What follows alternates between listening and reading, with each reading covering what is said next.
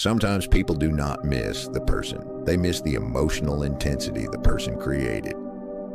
Emotional addiction is not always easy to recognize. It can look like love. It can look like attachment. It can look like loyalty.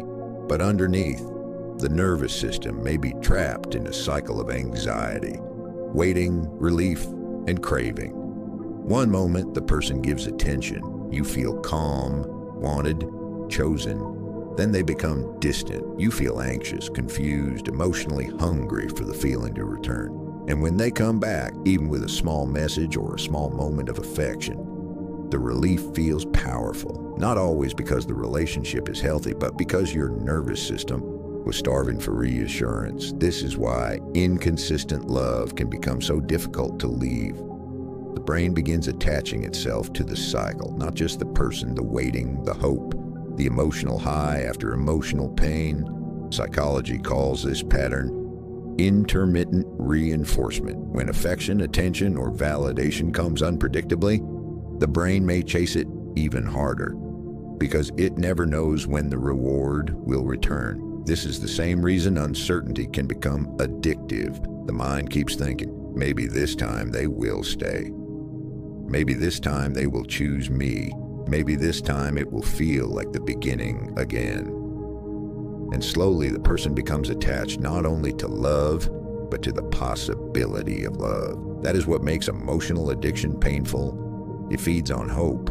Sometimes this begins with earlier emotional experiences.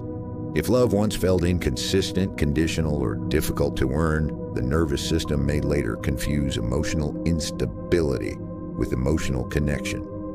Calm love may feel unfamiliar.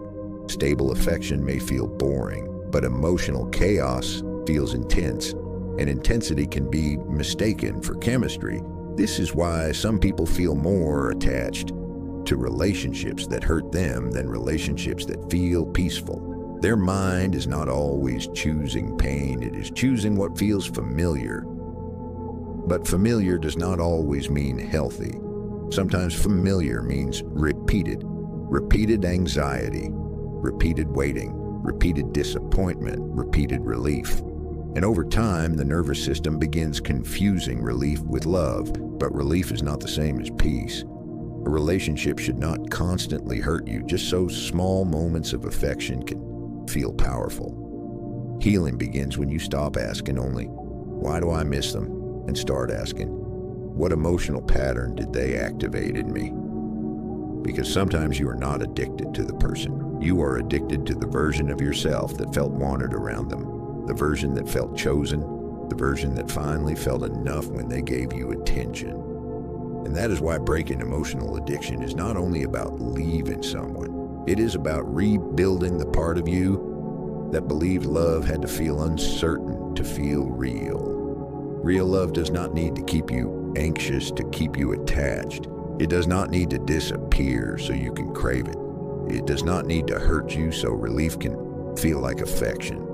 And perhaps the deepest truth is this: emotional addiction begins to break when your nervous system finally learns that peace is not boring. Peace is safety.